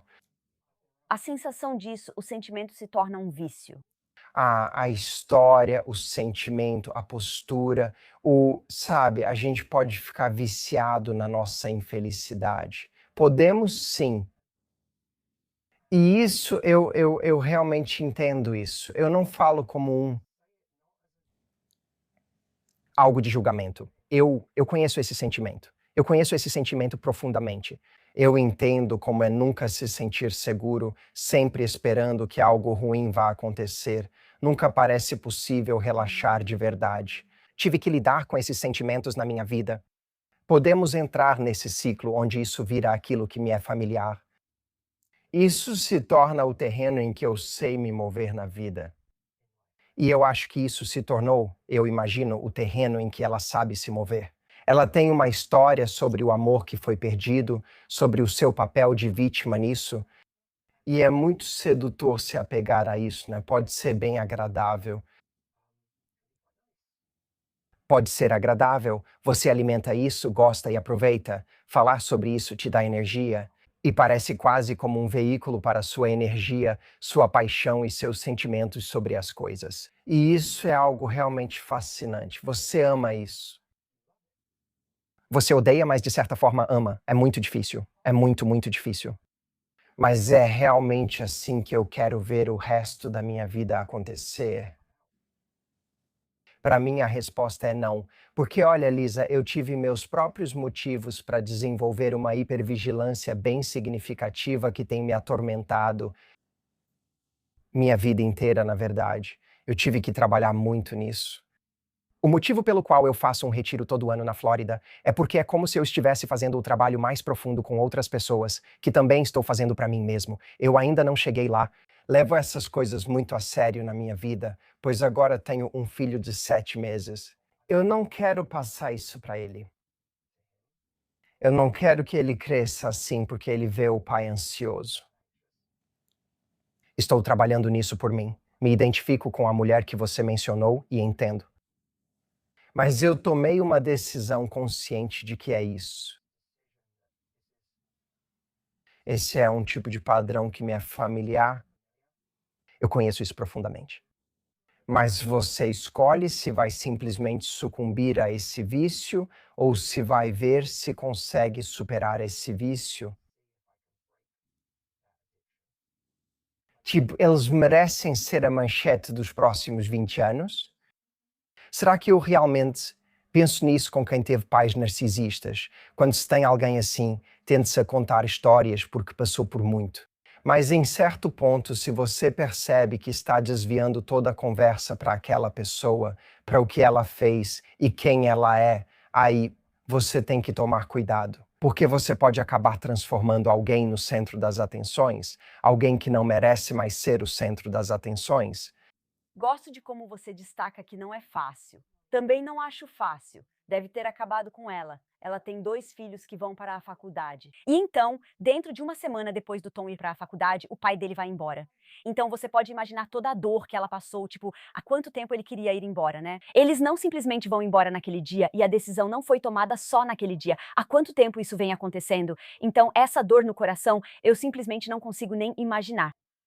E eu tenho uma empatia enorme, de verdade. Mas e agora? Quando vejo uma mulher infeliz que foi embora ou superou isso e diz: mudei minha vida, não deixo mais um homem me controlar, construí minha autoconfiança. Isso é incrível. Mas ela não é assim. E ver uma sombra do que ela era, essencialmente quando se trata de romance e amor, isso parte meu coração. Então, eu desejo que toda mulher que infelizmente tenha que passar pelo sofrimento amoroso de que estamos falando, consiga sair do outro lado. Se você entra em outro relacionamento ou não, depende de você. Mas sair confiante e feliz é meu objetivo. Por isso, vejo que há diferentes caminhos. Mas isso está servindo a um propósito. Isso a mantém segura. Você não precisa correr riscos quando continua de coração partido por aquela pessoa de muitos anos atrás. Você pode praticamente ficar à margem da vida enquanto ainda estiver de coração partido. Isso não só te mantém preso, isso te mantém seguro. Para ela, essa história que conta para si mesma atende a uma necessidade. Não é que não tenha efeito, está atendendo a uma necessidade. E com certeza é triste, tem uma certa tragédia no fato de que ela não encontrou uma maneira melhor de atender à sua necessidade de segurança. Eu adoraria passar para o último agora, se você estiver de acordo. A última parte, o coração partido, que de certa forma eu acabei de mencionar, é na verdade ser pega de surpresa. Então, é aquela que você realmente não viu chegando. Sim, isso pode acontecer junto com qualquer um dos outros três. Sim, exatamente. Mas a ideia de não ver algo chegando tem o sofrimento, mas também tem essa desorientação. Sim, Sim, tem o choque, tem a imensa ansiedade que pode vir junto, porque você é confrontado com uma constatação para a qual nem está preparado. Você achava que estavam no mesmo mundo, mas percebe que estavam em planetas diferentes. sim. Tipo, essa pessoa não fez nada para compartilhar com você como ela estava se sentindo, o que, aliás, pode nos oferecer um certo conforto se conseguirmos perceber isso. É que essa pessoa mostrou algo sobre quem ela é. Essa pessoa mostrou que não está apta para um relacionamento saudável. Em um relacionamento saudável, você não descobre só no fim que algo está errado ou que a pessoa está infeliz há 1, 2 ou 3 anos. Isso é evitação, pura e simples. Não dá para manter um relacionamento com alguém cuja mente você não conhece, pois essa pessoa nunca expressa o que pensa. Então, só essa percepção já pode haver um certo alívio nisso. Mas você ainda está assimilando que uma bomba atingiu sua vida e nem sabia que ela estava caindo. Você não teve tempo para processar, se preparar ou questionar se esse relacionamento vai dar certo após as discussões do último ano. Então agora, em vez disso, você só precisa tentar entender. O quê? Pera, o quê? Você fica tipo, e aí? O que foi? E agora? Como assim você não está feliz? Você não tem estado feliz, o que a gente é? E aí eles vão embora, ou sabe, e você fica tipo, mas será que eles vão voltar? Será que vão mudar de ideia? Porque na sua cabeça parece que aconteceu de repente. Eu acho que eles poderiam. Então você pode se pegar conversando com eles, tipo, mas a gente não pode fazer terapia juntos ou não pode tentar isso? Não podemos conversar sobre isso? Não podemos? Como se você achasse que talvez pudéssemos resolver isso. E eles, de uma hora para outra, podem parecer que passaram por um transplante de personalidade. Aí você pensa, a pessoa que era meu amor, confidente, melhor amigo, em quem eu me apoiava, tipo, você era essa pessoa ontem, e hoje você parece um estranho. Então isso nos deixa desnorteados. Esse desnorteamento pode causar ansiedade extrema e até depressão. Às vezes, isso leva as pessoas a questionarem a si mesmas e o próprio valor. Era isso que eu ia dizer, porque você não acaba regredindo? Estou projetando, acho que é como eu me sentiria. Suponha que o Tom fizesse isso comigo, só para facilitar. Eu ficaria extremamente chocada, pois não esperava. E aí eu começaria a lembrar de todos aqueles pequenos momentos. Ele disse que me amava há 2 semanas. Sim. Droga, isso foi uma mentira. Nós só fomos de férias juntos, ou só, Ele me pediu para fazer uma coisa e eu disse não. Droga, será que eu devia ter feito? Tipo, faz 2 semanas que eu não me arrumo. Fiquei de pijama e prendi o cabelo, tanto faz. Ai, meu Deus, será que eu devia ter colocado um vestido? Tipo, você começa a pensar em tudo e acaba levando isso um pouco pro lado pessoal. O que que eu fiz de errado? Como eu não percebi isso? sim, é exatamente isso. A gente começa a se apegar a emoções que já são extremamente dolorosas. Aí começamos a criar histórias em cima delas. Essa história aumenta nossa dor ainda mais. É isso que quero dizer com sentir nossa dor em vez de ficar preso nos nossos pensamentos, porque nosso processo de pensamento vai começar a criar todo tipo de conclusão que pode ou não ser real, e é muito mais provável que não seja real neste momento. Ok, então Tom talvez tenha sentido que ela não se arruma como antes. Ok, então talvez ele tenha sentido isso, mas dizer que foi por isso que o relacionamento acabou, e é por isso que ele não me disse que estava feliz e simplesmente sumiu da noite para o dia, sem se comunicar comigo em nenhum momento. E esse é o único motivo. Se eu simplesmente tivesse me vestido nas últimas semanas, isso poderia ter sido evitado. Essa é a história. Sim. Então, como você faz para garantir que não se torne irracional e pense dessa forma depois? E acabar levando tudo pro lado pessoal, desse jeito, que você não é suficiente. Bem, em primeiro lugar, perceba para onde sua mente foi. Sua mente poderia ter ido para muitos lugares. Você poderia ter dito que essa pessoa é tão evitativa, que ela está infeliz há tanto tempo e eu não sabia de nada. Estou de coração partido porque só agora percebi que minha parceira não sabe ter um relacionamento de verdade. Você poderia dizer: "Ahn, minha parceira está tendo uma crise de meia-idade e de repente está pensando no fato de que nunca esteve com mais ninguém. Pode ser que isso esteja acontecendo. Isso não tem a ver com você. Ahn, você não pensou nisso? Foi direto ao fato de que estava de pijama nas últimas semanas? Certo, então é reconhecer que você poderia dizer 1000 coisas diferentes. Por que essa em que você se concentrou seria mais verdadeira? Por que você acha que é assim? Por que você acha que a gente foca nisso? Porque a gente foca nos nossos medos. É como se nossos medos nos levassem para esses lugares. Se o meu medo é não ser suficiente, é para lá que minha mente vai. Olha, eu conheço pessoas que são muito seguras de si e isso aconteceu com elas. Quando isso aconteceu, a mente delas não foi para a ideia de que isso aconteceu porque eu não sou suficiente. Na cabeça delas veio, eu descobri o quanto meu parceiro é evitativo, e elas ficaram, não me entenda mal, de coração partido. Sim, claro. Arrasado, arrasado. Passaram por todas as emoções de depressão, ansiedade, sabe? Tudo isso. Mas isso não foi direcionado para o próprio valor deles.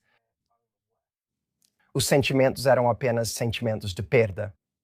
E é isso que quero dizer com a separação entre a emoção e a história que é ligada à emoção. E a história para a qual vamos gravitar é aquela que tememos. Sabe, é a mesma coisa. Você poderia dizer 100 coisas sobre mim agora que poderiam ser percebidas como levemente insultuosas, digamos assim. Qual delas vou levar para casa? É aquela que eu estava preocupado, não a verdadeira, mas a que temo ser verdade. Não é a que é verdadeira, tipo, tantas vezes eu fiquei com medo, sabe? Tipo, eu li um comentário em um dos meus vídeos e eu penso, isso me machuca porque uma parte de mim fica preocupada que aquilo seja verdade, mas na verdade não é verdade, não é verdade. É, Mas eu tenho medo de que seja verdade. Então, em um término, seu cérebro não vai ser atraído pela verdade. Seu cérebro vai ser puxado na direção da sua memória emocional automática. E essas são as histórias que você vem contando para si mesmo há algum tempo. O que eu adorei no filme Divertidamente, não sei se você já assistiu. Adoro. Sim, eu na verdade gosto muito do segundo porque ela está lidando com os diferentes lados de si mesma. Ela está lutando com o lado dela que pode se sentir confiante e vencedora, e com o lado que sente que não é boa o suficiente. Ela está lutando com o lado dela que é generosa e com o lado que pode ser egoísta, porque tudo isso é verdade. Todos nós podemos ser egoístas. Todos nós podemos ser generosos. Para qual lado estamos nos inclinando? Posso ser uma pessoa assustada e ansiosa que está desesperadamente buscando aprovação e validação.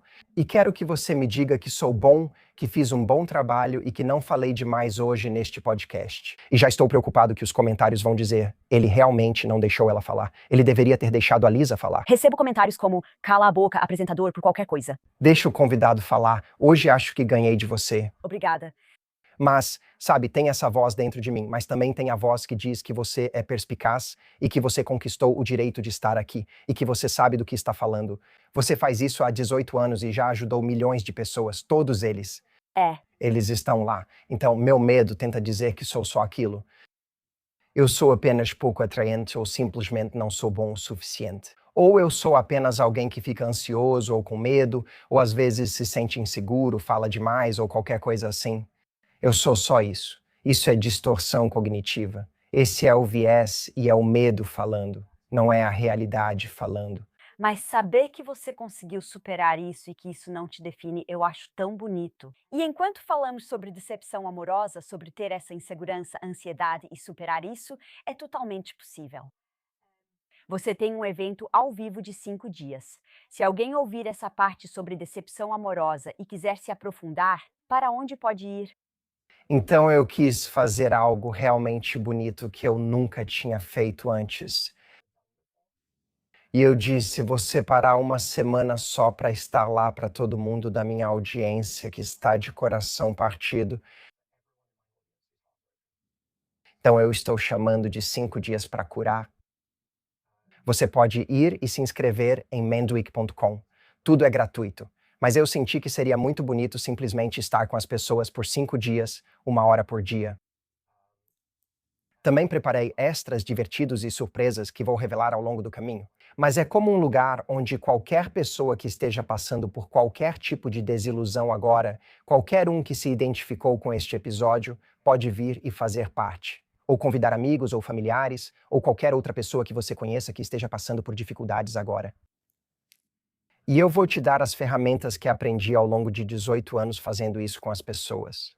Aliás, as ferramentas que vou te passar nesses 5 dias são também as que eu mesmo usei na pior decepção amorosa da minha vida, porque eu passei por uma decepção muito grande. Naquela época, se você buscasse decepção amorosa no Google, meu nome aparecia. Ai, meu Deus, não, não! Então eu fiquei tipo, ai meu Deus, eu nem consigo encontrar, eu sou o vídeo mais viral sobre decepção amorosa. Tipo, eu estou entre os 10 primeiros resultados quando se trata de decepção amorosa. E você é a especialista em decepção amorosa. Eu estou passando pelo fundo do poço agora, mas eu tive que reunir todas as ferramentas que aprendi. Qual decepção amorosa foi essa? Das 4. Aquela que eu não esperava. Não esperava e foi excruciante. Eu falo com conhecimento de causa porque eu vivi isso. E eu conheço muito bem esse lugar escuro em que eu sei que muitas pessoas que estão assistindo a isso agora se encontram. E tudo o que aprendi ao longo dos anos me salvou. E eu sei que quando você está nesse lugar de desilusão, parece que nada vai mudar. E você não faz ideia de quando isso vai passar. E isso por si só já é assustador, porque você só pensa: eu só quero seguir em frente, eu só quero superar essa pessoa, eu só quero me sentir melhor, eu só quero me sentir como eu mesmo de novo. Então eu vou fazer isso no 5 Days to Mend no mendweek.com. Cara, isso é incrível! Então você nos contou, você acabou entrando em um relacionamento muito ruim. Talvez depois você tenha entrado em outro relacionamento ruim. Você disse que talvez não queira namorar, mas agora, por sua causa, voltamos a acreditar no amor. Você cura seu coração. Agora, como escolher um homem bom? Já fiz vários episódios sobre homens problemáticos e como identificar sinais de alerta. E você é a pessoa ideal para nos ajudar a encontrar e entender quem será gentil com você, com quem realmente passará o resto da vida após uma história tão trágica e dolorosa. Você fala de 4 formas de saber se alguém é a pessoa certa para você. A primeira é se essa pessoa reduz a diferença de investimento. O que isso significa? A diferença de investimento é algo que muitas pessoas estão vivendo agora nos relacionamentos, quando você está disposto a se esforçar mais do que a outra pessoa. A outra pessoa te dá só o suficiente para parecer presente na sua vida, te mandando mensagens e te mantendo por perto. Ela está se mantendo em destaque na sua mente. Talvez você se divirta muito com ela. Você sente uma conexão, é muito bom, você quer mais. Mas de maneiras sutis, ela faz você sentir que não é seguro pedir por mais. Ela faz você sentir que não pode perguntar para onde isso vai. Talvez ela tenha feito alguns comentários no começo sobre como, você sabe, as pessoas quando estão começando a sair estão com tanta pressa hoje em dia. Você pensa que não deve parecer apressado e decide ir com calma, evita trazer o assunto e se pergunta qual o momento certo para falar. Ou ela fala sobre como não tem certeza sobre monogamia, ou você trouxe algum assunto e não foi muito bem recebido. Ela te fez se sentir envergonhado por isso. Agora, nessas pequenas coisas, você sente que pisa em ovos e teme perder essa pessoa. Então você simplesmente fica quieto e espera que o investimento acabe sendo mútuo, mesmo que agora não seja. Esse é a diferença de investimento. Então, a pessoa que realmente quer fechar esse abismo é a pessoa que mostra que é uma boa pessoa. Sim, há uma consistência na forma como essa pessoa se faz presente.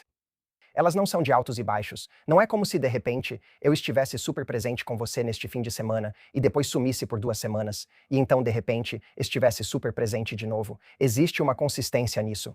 Sabe, elas te mandam mensagem uma vez por dia ou algumas vezes por dia. Vocês combinam algo uma vez por semana. Não parece que seja um enigma a ser resolvido. Consistência e progresso são duas das coisas mais importantes a se procurar. Você não tem que ir tão rápido quanto gostaria, mas daqui a 6 semanas ou 2 meses, houve algum progresso ou você ainda está exatamente onde começou? Cara, isso é ótimo. Consistência e progresso tão simples e faz sentido. Certo. E número 2, você se sente mais você mesma perto deles. Sim, relacionamentos que são naturais geralmente nos fazem sentir que podemos realmente ser nós mesmos. Não precisamos ser perfeitos. Existe uma sensação de estar em casa, no sentido positivo, porque pode haver uma familiaridade negativa, mas aqui é uma sensação boa de estar em casa. É uma sensação de alívio. Eu realmente sinto que posso ser eu mesmo aqui. Eu posso ser eu mesmo, me sinto aceito, não me sinto constantemente julgado. Essa pessoa está tentando me transformar em algo que eu realmente não sou.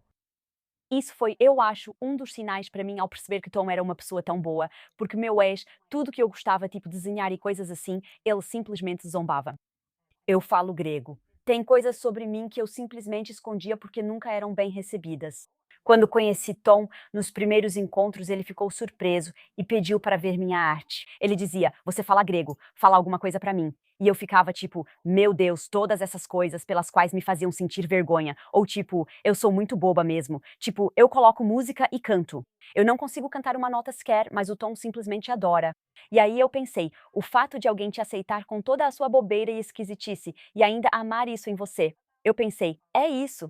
Então é por isso que essa me tocou tanto, porque é algo meio simples, mas é um sinal de que alguém realmente aprecia quem você é de verdade. Sim, Certo, número 3. Elas aceitam sua fase de vida. sim, esse é interessante porque a pessoa certa para você é aquela que consegue te acolher do jeito que você está. Acho que muita decepção desnecessária acontece quando conhecemos alguém com quem temos uma conexão. Gostamos muito dessa pessoa. Mas por algum motivo é como se o momento não fosse o certo. Sabe, eles eram velhos demais para nós, ou jovens demais para nós. O trabalho deles era corrido, tinham iniciado um negócio e estavam de mudança para outro estado. Mas, meu Deus, estamos tão apaixonados. Tipo, nesses momentos, e outra versão disso, aliás, sou eu. Talvez eu esteja me recuperando de uma doença e não me sinto no meu melhor estado. Estou mais fraco do que normalmente estaria? Ou me sinto mais frágil do que normalmente estaria? Não sinto que estou funcionando a todo vapor. Se eu estivesse no meu melhor, eles teriam me querido, mas foi porque eu peguei essa maldita doença e aí acabou sendo demais para eles e por aí vai. E olha, pode até haver alguma verdade nisso, mas se houver verdade nisso, então não é a pessoa certa para você. A pessoa certa para você é alguém que consegue te acolher na fase da vida em que você está agora. Não era a pessoa certa para você. A pessoa certa para você é mais do que uma conexão incrível. Esse é o ponto principal. O objetivo de um relacionamento duradouro é que você tenha conexão, compromisso e compatibilidade. E essas coisas permanecem. Esse é o ponto, por isso funciona. Então, por definição, você não pode dizer que aquela era a pessoa certa para mim, exceto pelo momento das nossas vidas, ou que o momento da vida em que eu estava era incompatível. Simplesmente não funciona assim. Ou é a pessoa certa pra você ou não é. Ou é a pessoa certa para você ou não é. E é a pessoa certa para você se o momento der certo. Adoro isso. Nos encaixamos e o relacionamento supera momentos difíceis. Quero dizer, acho que a gente tende, especialmente os mais ansiosos, a pensar que estragou tudo.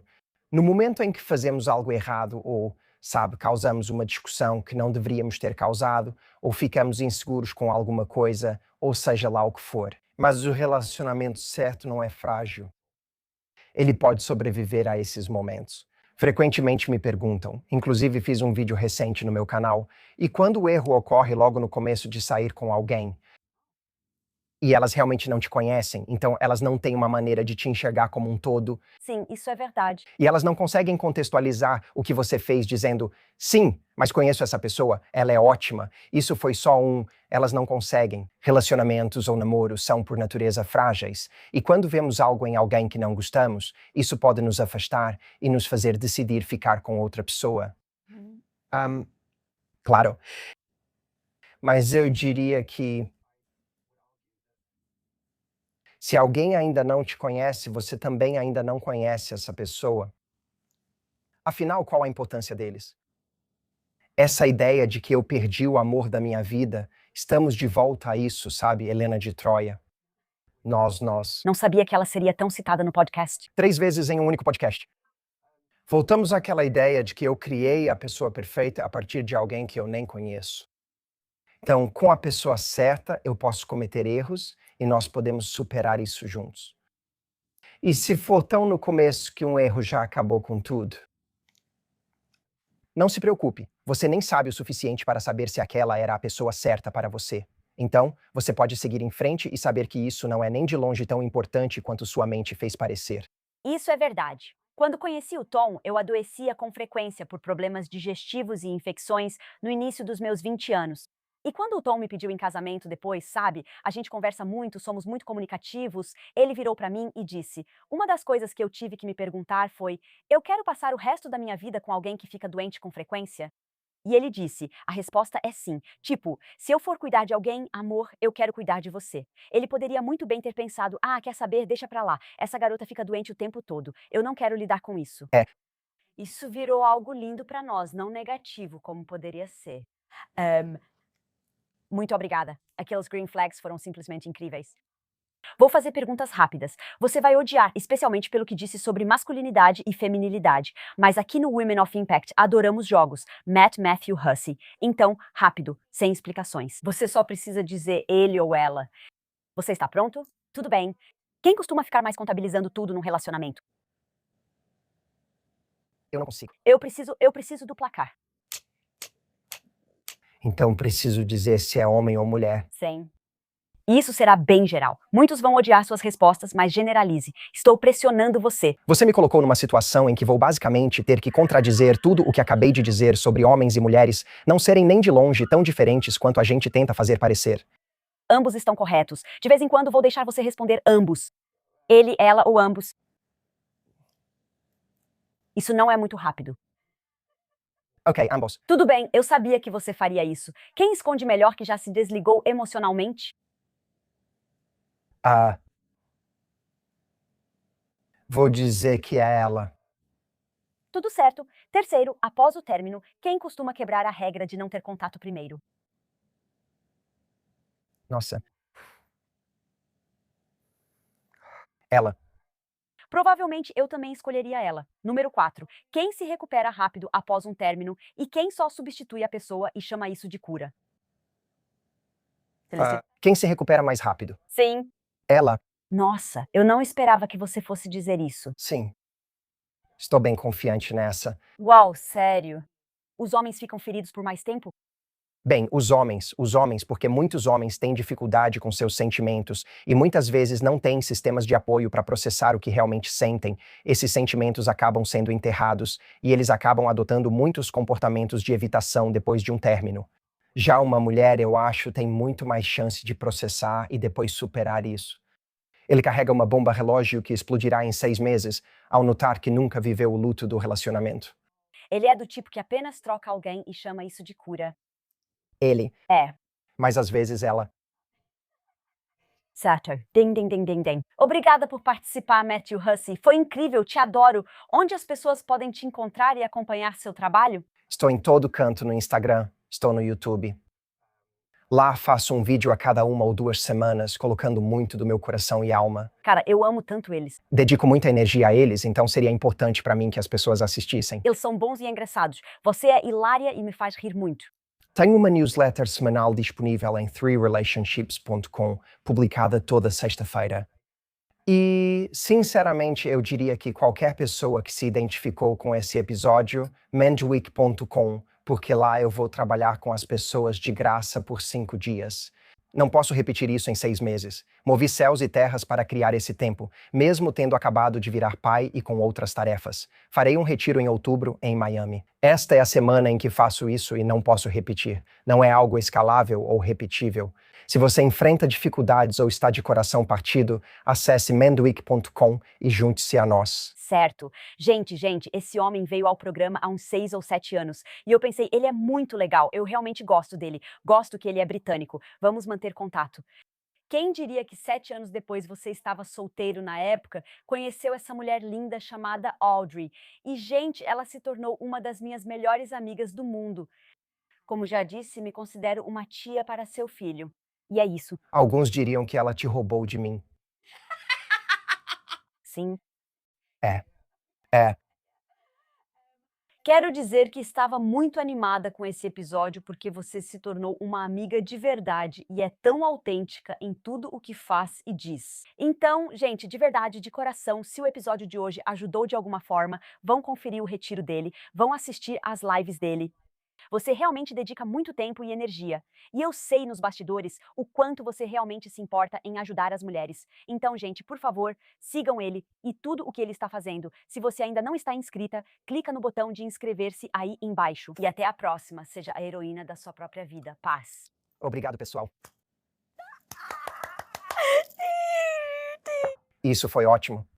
Se você quer aprender mais sobre a diferença entre homens e mulheres para poder ter um relacionamento lindo e realmente entender seu parceiro, então você precisa assistir a este episódio aqui com Julie Gottman. O principal motivo para ter um caso não é atração física. Não se trata de sexo.